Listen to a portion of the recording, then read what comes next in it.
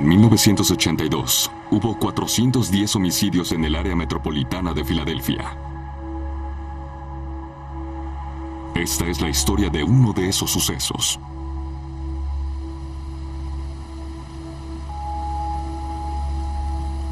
Tengo muchos buenos recuerdos de mi infancia en Pine Hill, Nueva Jersey, en los 80. Vivíamos mamá, papá y mi hermana en una zona que era bastante segura. Pasábamos mucho tiempo haciendo cosas en familia. Miriam, tu hermana ya irá a la cama. Descansa, Sandy. Es hora de dormir. Que tengas linda noche. Recuerdo que jugaba en los columpios, dábamos caminatas. Mis padres me protegían mucho, tenía una vida perfecta.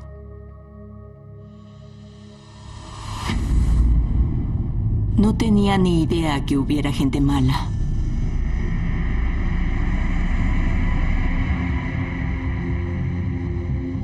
Nunca imaginé que pudieran arrebatarme todo.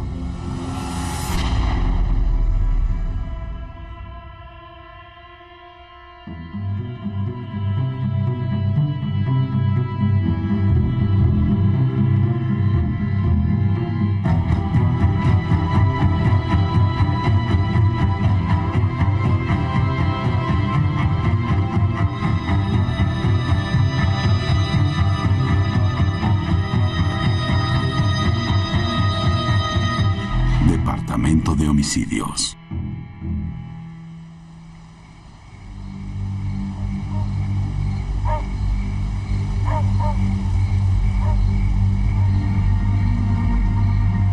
Pine Hill es muy pequeña, mide 4 kilómetros cuadrados y queda a 15 o 25 kilómetros al sureste de Filadelfia.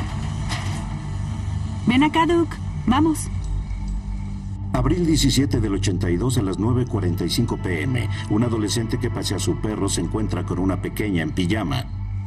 Hola. ¿Qué haces aquí sola a esta hora? Pasear a las 10 de la noche y encontrarse con una pequeña en pijama no es normal. La pequeña no debería haber estado en la calle. Mami y papi están muertos. ¿Qué? La adolescente no cree y dice, vamos a casa, seguro mamá y papá están bien, debe ser una pesadilla. ¿Cómo te llamas? Miriam. Bien, Miriam. ¿Puedes decirme dónde vives? Ok. La adolescente calma a la pequeña, la toma de la mano y la lleva a casa.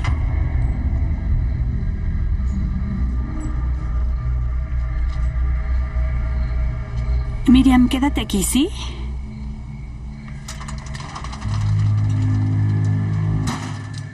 ¿Hola?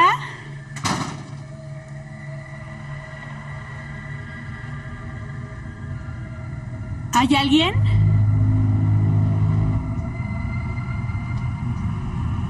Hola.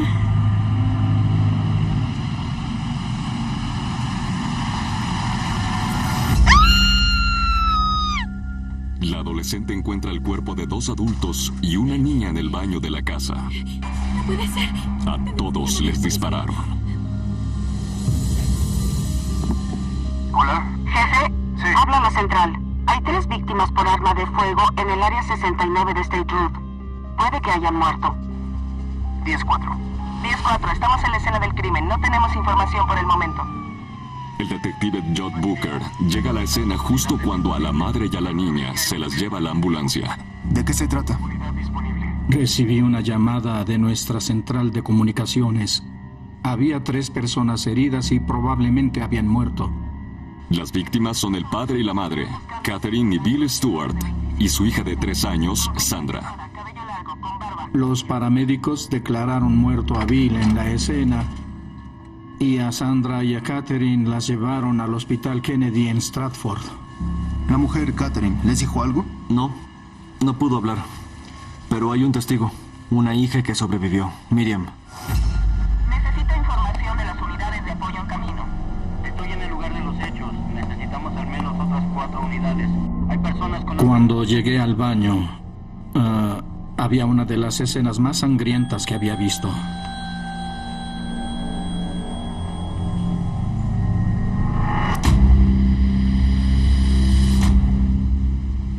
El suelo tenía sangre, el lavabo tenía sangre, el inodoro también. Lo primero que piensas es, ¿por qué? ¿Quién? ¿Cómo? ¿Quién podría hacer algo como esto?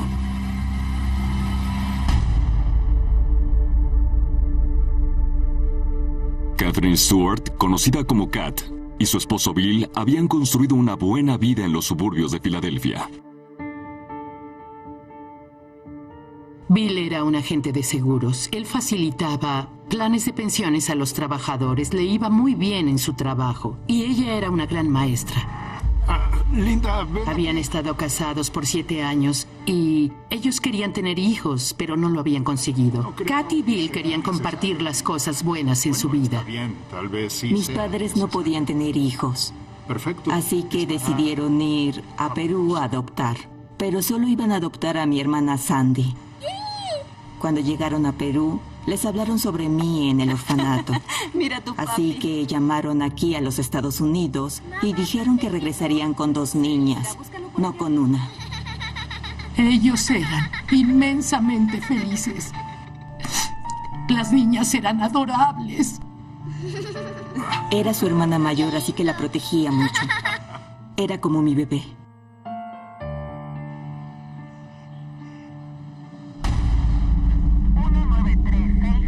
Mientras la mamá de Miriam y su hermana se aferran a la vida, los detectives buscan evidencia en la escena del crimen. ¿Quién querría destruir a esta familia y por qué? Y entre toda la sangre, el detective encuentra una pista importante.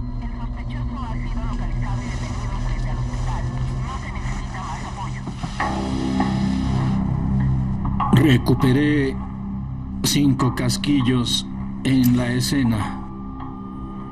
22. Uno lo encontré debajo de la pierna izquierda de Bill. Otro lo encontré en la alfombra afuera del baño. Los otros casquillos estaban uno en el lavabo, uno en la bañera, uno estaba sobre el tocador.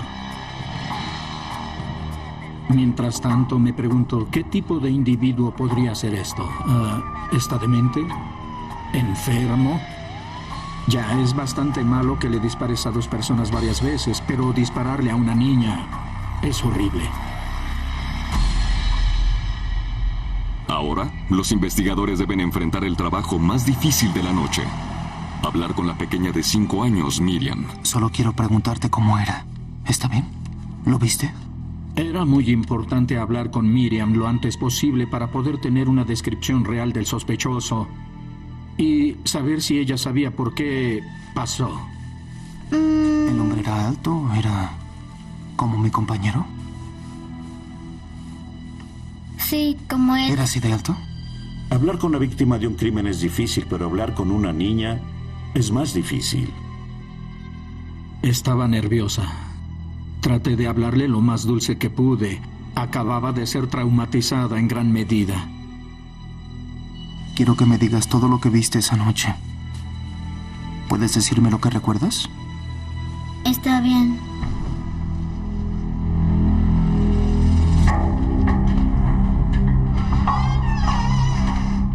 Después de que mis padres nos acostaron, ellos bajaron a ver la televisión y de pronto escuchamos a alguien. Bueno, era un ruido fuerte, un gran estruendo y no sabíamos qué era. ¡Arriba! ¡Arriba! ¡Arriba! ¡Arriba! ¡Vayan a la habitación! Escuché a mis padres subir las escaleras y un sujeto les dijo que se metieran al armario. Mis padres les respondieron que el armario era muy pequeño y él les dijo entonces que se metieran al baño. Miriam y su hermana Sandra observan y escuchan desde la habitación de Miriam, muertas de miedo. Y entonces Sandra corre hacia el pasillo, directo hacia el hombre con el arma. Yo lo vi a él, pero cuando él volteó a ver la habitación, no me vio en absoluto. Entonces mis padres se metieron al baño y mató a mi papá. Y mi mamá comenzó a gritar. Sandy comenzó a gritar aún más fuerte. Y él le dijo que se volteara, que ella no quería ver eso y mató a mi mamá. Él seguía gritándole a mi hermana, diciéndole que si no dejaba de llorar, él le dispararía. Y ella no dejó de llorar y le disparó. Miriam permanece escondida y espera a que el hombre se vaya.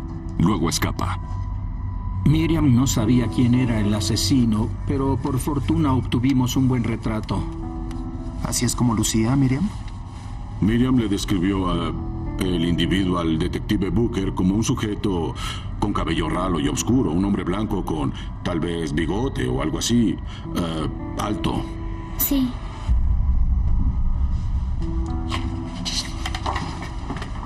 Toma. Llévatelo de inmediato.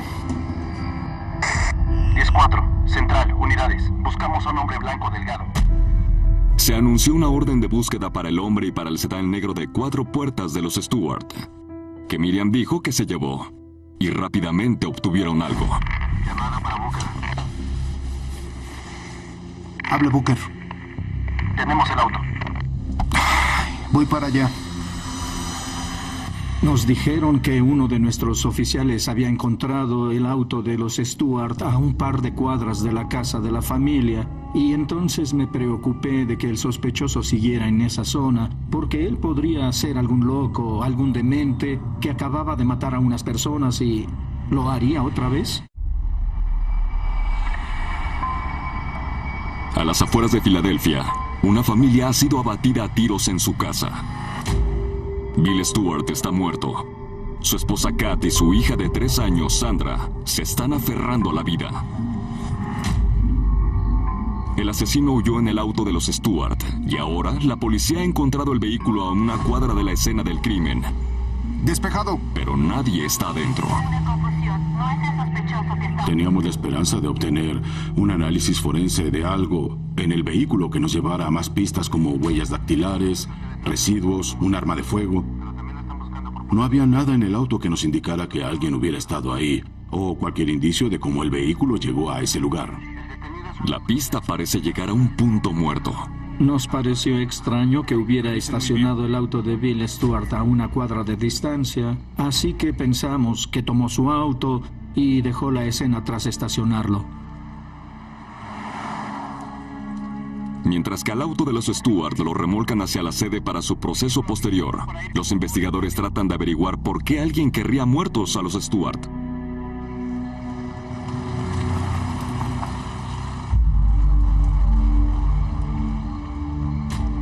Tratábamos de determinar si en realidad había sido un allanamiento, un saqueo, y luego comenzamos a hacer una búsqueda minuciosa en la casa para ver si se habían llevado algo, cualquier cosa que nos dijera por qué pasó esto. Era obvio que la puerta trasera había sido forzada para poder entrar y luego se fue en el auto para que no lo descubrieran. La conclusión fue que había muy poca evidencia forense que pudiera ayudarnos con la investigación. De hecho, todo lo que tienen los investigadores son los casquillos calibre 22 y nada más. No pudimos encontrar objetos faltantes en la casa. No faltaba joyería, televisores, cámaras, nada que nos llevara a creer que esto había sido un robo. No teníamos nada concreto en ese punto que indicara que había un motivo obvio de familiares, amigos, asociados u otros enemigos obvios, así que pensamos que tal vez se trataba de un asalto al azar, que había alguien que estaba en las calles y que acababa de hacer esto sin ninguna razón. Bienvenidos al noticiero. Estas son las noticias de... A la mañana siguiente, la noticia del triple asesinato en los suburbios es la noticia principal en los periódicos y noticieros de Filadelfia. Trágicamente, la pequeña Sandra de 3 años sucumbe debido a las heridas y a la comunidad de Pine Hill le parece inverosímil. La prensa estaba interesada en este crimen porque era un misterio, no se sabía nada. ¿Toda una familia asesinada? Eso no pasa todos los días. Pine Hill no era una zona con mucha delincuencia. Era segura. Se creía que era un buen lugar para sus hijos. Y es por eso que se mudaban a Filadelfia. Sintieron que habían destruido una burbuja de seguridad. No era una zona donde se metían a robar cualquier cosa de mucho valor. Yo vivía en Pine Hill, a 1 kilómetro o 2 de los Stewart. Tenía hijos. Este fue mi primer caso de asesinato y me hizo sentir que era algo que debíamos resolver. Algunas personas piensan que pudo ser un robo, otras que fue un asesinato. Algunos piensan que solo fue una persona demente, por placer. No lo sabemos. Nos preguntábamos qué pasó, qué le pasó a estas personas, por qué las asesinaron. ¿Tendrían una vida secreta de la que no sabíamos? ¿Debían dinero? ¿Eran asuntos de drogas? ¿Un problema familiar? ¿Se salió de control? ¿Qué rayos pasó? ¿Por qué a ellos? Los investigadores ahora tienen un doble asesinato que investigar. Y Kat continúa en observación tras extraerle un fragmento de bala del cerebro.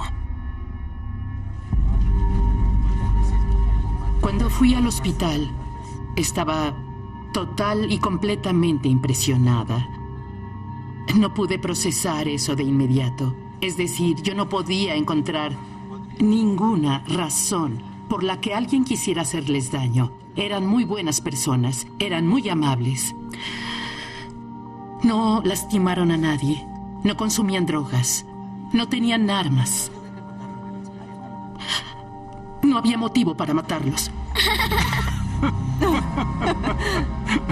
Apenas es el primer día de la investigación y los detectives ya están en un callejón sin salida.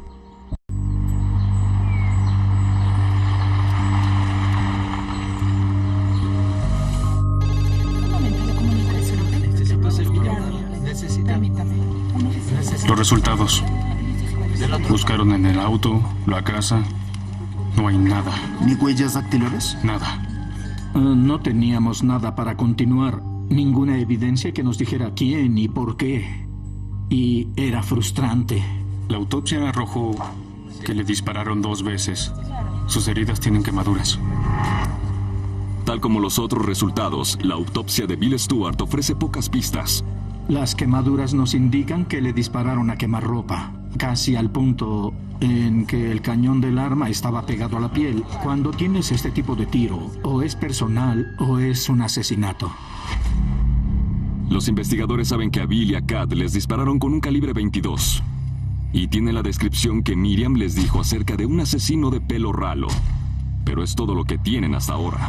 Comenzamos a entrevistar a todas las personas que conocieran a los Stewart, amigos, vecinos, socios de negocios. Investigábamos lo que fuera, si él tenía deudas, si había algún tipo de romance con alguien, si él le debía dinero a alguien. Ningún amigo ni socio podía decir algo sobre él excepto un individuo.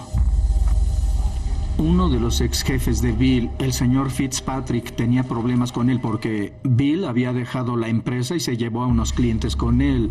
El jefe lo despidió y estaba muy molesto.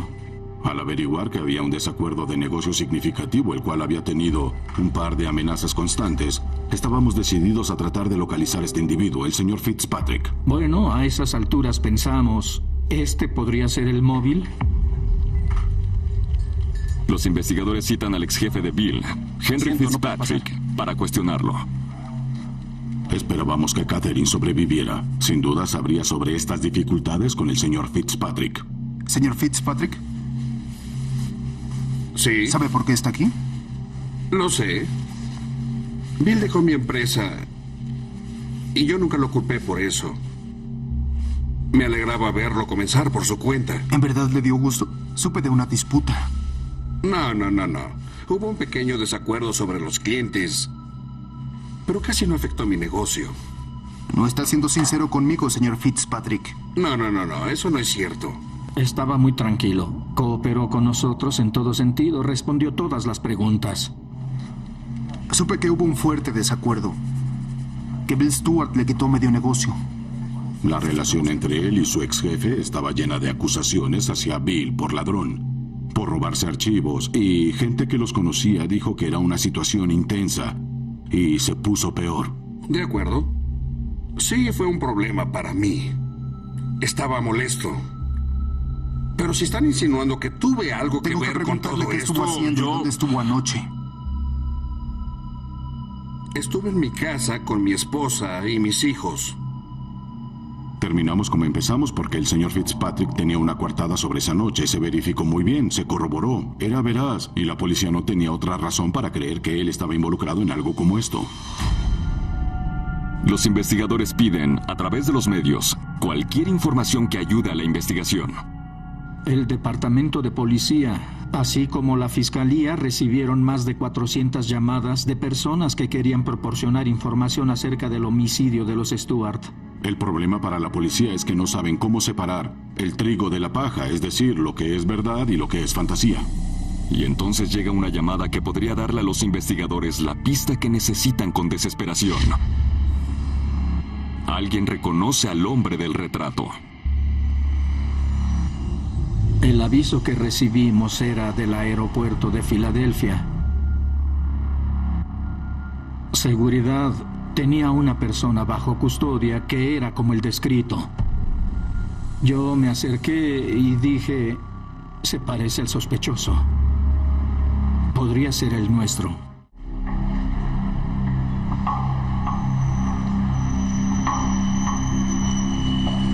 Los detectives que buscan al hombre que asesinó a Bill, Kat y Sandra Stewart tienen un nuevo sospechoso.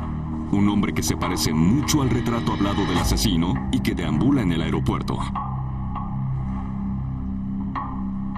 De inmediato nos presentamos en el aeropuerto de Filadelfia porque no queríamos que abordara un avión. Último aviso a los pasajeros del vuelo 173528. Oficial, ¿podría decirme por qué estoy aquí desde hace una hora?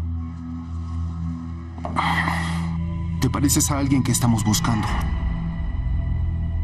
Al hablar con el sospechoso, él declara que había oído sobre unos asesinatos en Nueva Jersey.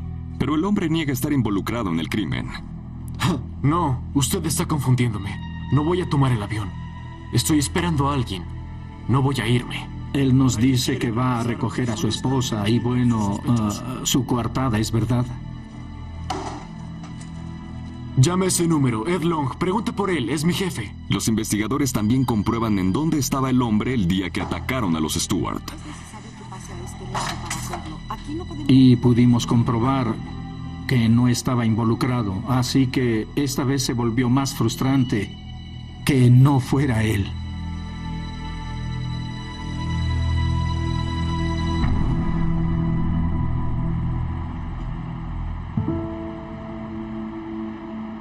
Tres días después de que la pequeña Sandra muriera, continúan las malas noticias. Catherine Stewart fallece.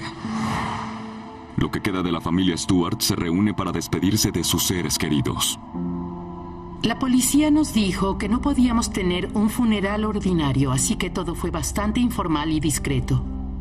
La policía quería mantenerme fuera de peligro porque el sospechoso seguía suelto. Tenía miedo de que regresara a matarme. Kat, Bill y Sandy fueron enterrados en 2 ataúdes. Sandy murió abrazando las piernas de su padre y así es como fue enterrada en el ataúd con él. Después de eso, a Miriam la enviaron a vivir con familiares a Carolina del Sur. La vida para mí en Carolina del Sur fue muy confusa. Mi vida acababa de ser destrozada. Sabía lo que había pasado, pero aún no lo comprendía. Los meses pasaron sin acontecimiento alguno, hasta que llegó una llamada del municipio vecino, Deptford. La policía que investiga la muerte de otro hombre cree que puede estar relacionado con el asesinato de los Stewart.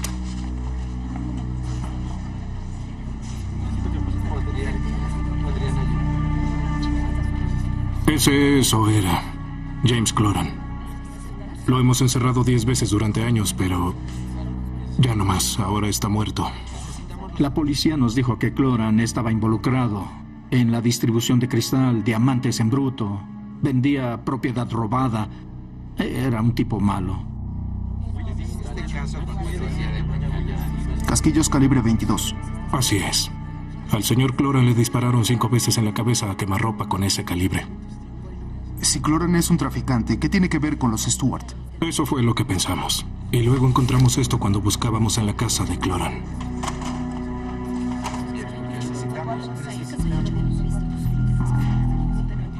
El oficial de Deptford encontró una cinta de video que muestra a Larry Martin de Pine Hill huyendo de su casa. Es un misterio. ¿Por qué la víctima de asesinato, James Cloran, tendría un video de otro hombre, Larry Martin, que vive a 2 cuadras de la casa de la familia Stewart? Y no solo eso, el auto de los Stewart fue encontrado frente a la casa de Martin tras los asesinatos. A Cloran lo mataron a quemarropa. Calibre 22 y él grabó a este tipo donde encontraron el auto de los Stewart. La policía se pregunta si el hombre de la cinta, Larry Martin, está involucrado de alguna manera en el asesinato de Cloran o de la familia Stewart. Esto es muy importante. Las similitudes entre la muerte de los Stewart y la de Jake Cloran sorprende. Vayamos por él.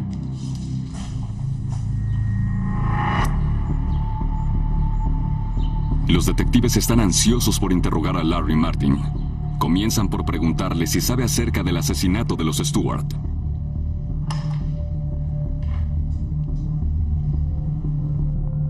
Investigamos el asesinato de la familia Stewart, de la misma cuadra. ¿Has oído sobre eso? Por supuesto. Es espantoso, es terrible. No podíamos atar cabos. Nada tenía sentido. El señor Martin parecía un buen tipo. Estaba casado y tenía un pequeño. Eso no tenía sentido. El sospechoso huyó de la escena en un auto que estaba fuera de tu casa. Y encontramos un video que le pertenece a un criminal conocido. Al parecer un día te grabó afuera de tu casa. Y tratamos de averiguar cuál es tu conexión con él. ¿Quién? James Cloran. ¿Lo conoces? Sí, lo conozco. ¿Cómo un tipo como tú se relaciona con alguien como él? Resulta que Larry Martin tiene una extraña historia que contar. Meses antes, se detuvo en una parada de descanso en la carretera. Dijo que se había detenido en un lugar donde suele haber hombres gay y que fue abordado por Cloran.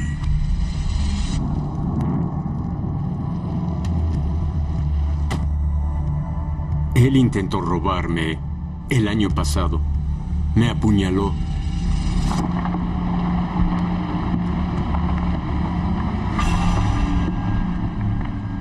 El señor Cloran se detuvo en su auto. Se acercó a él, yo creo que le pidió dinero. Cuando él se negó, el señor Cloran se enojó con él, sacó un cuchillo y lo apuñaló varias veces. Cloran, quien ya tenía antecedentes penales, fue arrestado por el ataque. ¿Y por qué te sigue con una cámara de video? Se supone que testificaría contra él en la corte por apuñalarme. Cloran pensó que yo frecuentaba esa parada por otras cosas. Trataba de chantajearme con una cinta de video. Trataba de delatarme para que yo no testificara. James Cloran no tenía intención alguna de ir a juicio y perder. Él haría lo necesario para asegurarse de que no pasara. Habría arruinado mi matrimonio. Por favor, no le digan a mi esposa. A mis hijos. La policía trata de unir las piezas de un extraño rompecabezas. ¿Cómo es que los asesinatos de los Stewart, el ataque a Larry Martin y el asesinato de James Cloran se relacionan? A esas alturas la investigación realmente iba en picada. Las diferentes pistas que recibimos no nos llevaban a ningún lugar. Se volvió más frustrante. La investigación parecía estancarse. Y con el asesino de los Stewart suelto, los detectives también deben considerar el peor panorama. Y si era un asesino en serie, lo haría otra vez.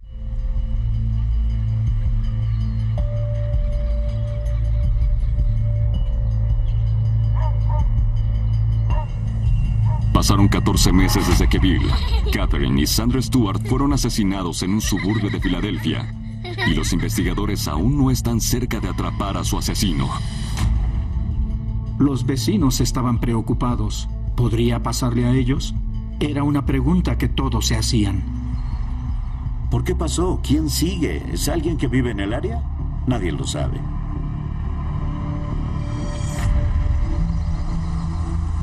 Los detectives comienzan desde cero y realizan una búsqueda de los registros en el área metropolitana de Filadelfia de casos con un modus operandi similar.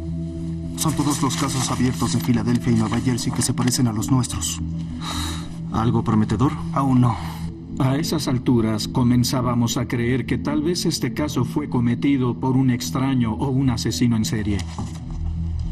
Oye, aquí hay un caso donde también se usó calibre 22.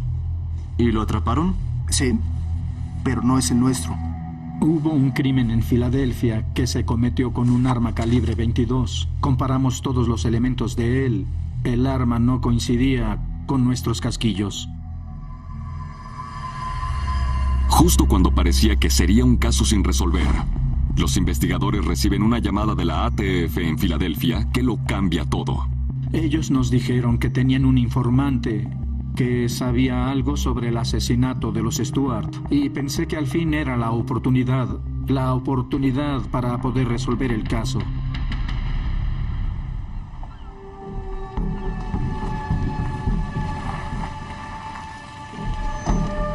Quédate ahí.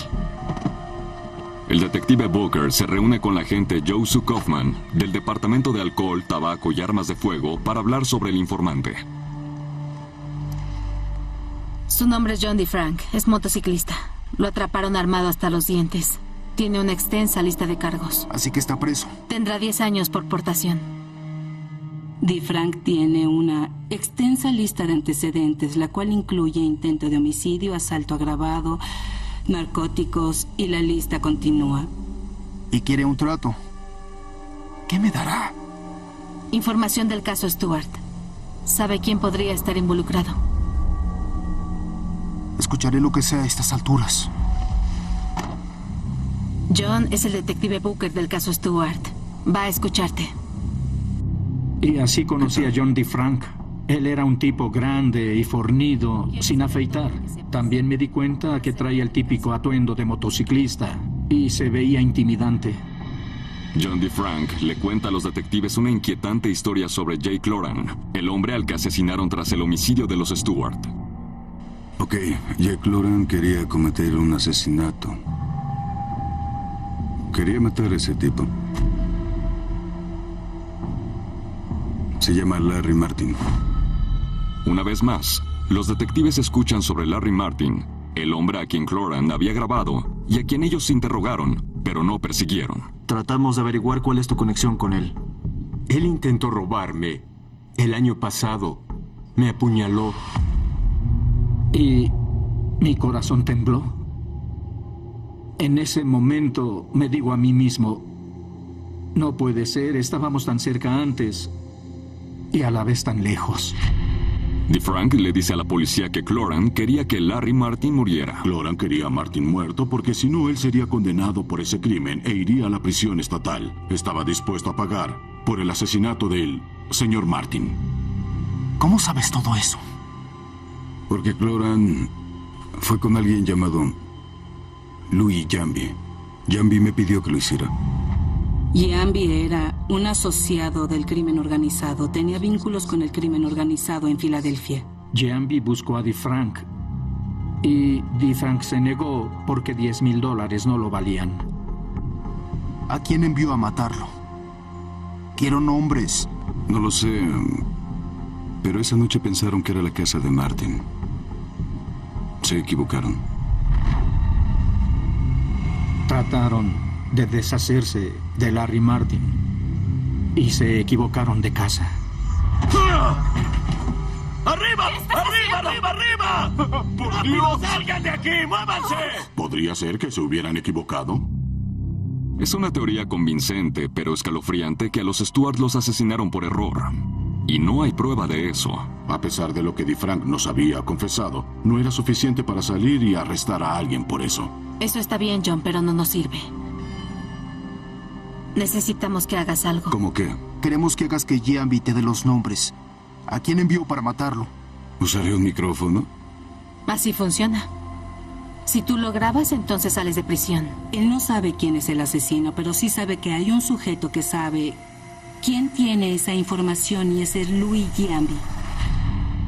El detective Booker y la agente Kaufman tendieron una trampa en la habitación de un hotel a las afueras de Filadelfia. Muy bien, ponlo en tu bolsillo.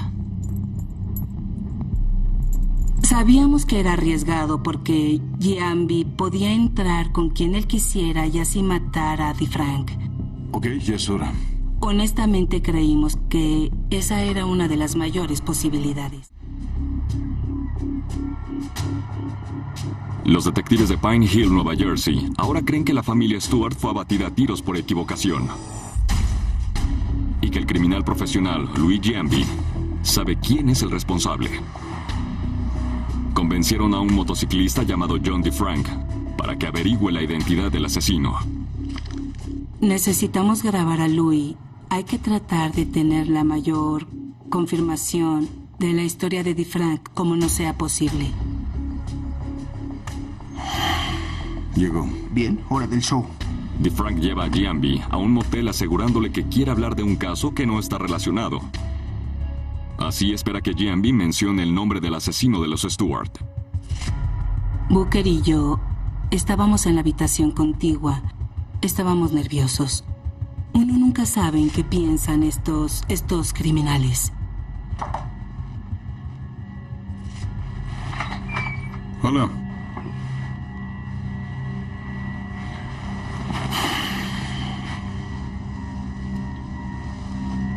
¿Por qué tanto misterio? Escúchame, alguien ha estado hablando sobre Pine Hill. La policía me ha estado interrogando. DeFrank intenta hacer que Giambi hable, pero Giambi es muy astuto. Él evita responder las preguntas sin rodeos. ¿Pine Hill? Yo no sé nada sobre Pine Hill. Giambi, sin dudarlo, negó todo y siguió diciendo, ¿por qué me lo preguntas? No sé nada sobre eso. Era obvio que no funcionaría en ese momento. Lo que digo es que tenemos que ponernos de acuerdo. John, te dije que no sé de qué estás hablando. Sea lo que sea, suerte con eso. Se rehusó a responder alguna otra pregunta y se fue de la habitación. La escucha telefónica no tiene éxito. Giambi no se implica para nada en los asesinatos de los Stewart. Días después lo arrestan por asuntos de drogas. Pero está fuera del alcance del detective Booker.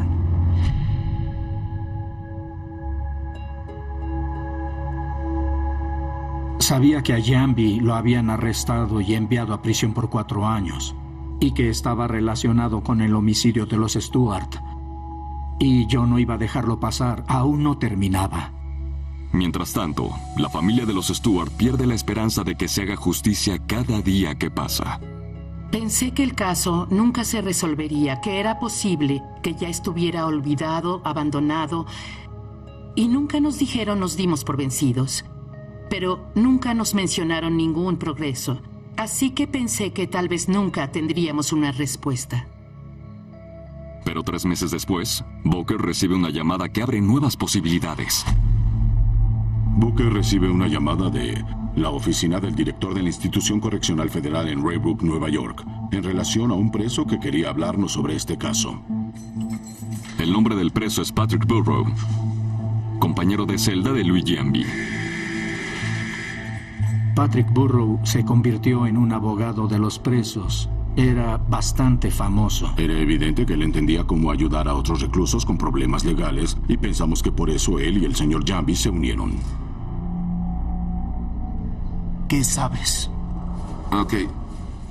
Bueno, Giambi se acercó a mí y me preguntó sobre su caso de drogas. ¿Sí? Solo quería que le ayudara en una apelación y luego comenzó a hablar de otra cosa que hizo el homicidio. Giambi sabe que la policía conoce el caso. Entonces me dijo, bueno, si no hay arma, ¿pueden atraparme? Burrow nos dice que de cierta forma Giambi le dio confianza y habló sobre el homicidio de los Stewart. El compañero de Giambi cuenta a los investigadores la misma historia que les contó John DeFrank. Una historia que comenzó con James Cloran y Larry Martin. Entonces me cuenta cómo sucedió. Este sujeto, Cloran, quería que un motociclista matara a Martin, pero el sujeto no quiso hacerlo. Entonces Giambi llega y dice que él lo hará. ¿Sí? Giambi le dijo a Burrow que no se contrató a nadie para el asesinato. Lo hizo por su cuenta. Es una confesión sorprendente. Giambi le dice a Burrow que entró a la casa derribando la puerta trasera con una patada. Lo confrontaron ambos, Bill Stewart y Catherine Stewart. Bill estaba arriba, lo metió al baño. Y luego la niña pequeña, Sandra, salió y gritó. Y él no pudo hacer que se callara. Así que le disparó a los tres.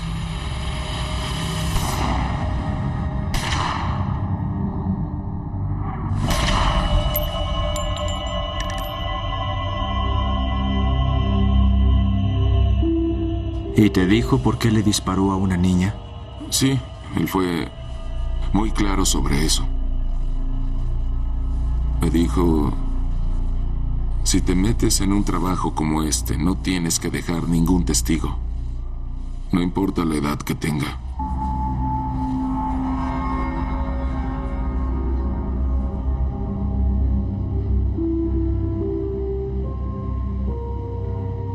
No dejes testigos sin importar si es pequeño o grande. Y esa fue una de las piezas clave de nuestra investigación. El decirle eso a Burrow. Su relato es la pieza que los investigadores necesitan. No creo que Giambi supiera que se equivocó de casa. Yo creo que él pensó en ese momento que su misión estaba terminada. Pero Louis Giambi no se dio cuenta que dejó a una testigo viva. Miriam vio al intruso, pero él no la pudo ver. Ella se quedó en la cama y no se movió. Lo que los investigadores escucharon es suficiente para cerrar el caso. La información que Giambi nos dio fue el punto clave y nos permitió emitir una orden por homicidio.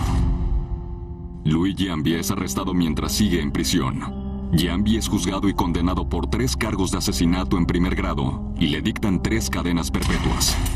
Yo siempre deseé que le dictaran pena de muerte. Y si así fuera, bajaría el interruptor.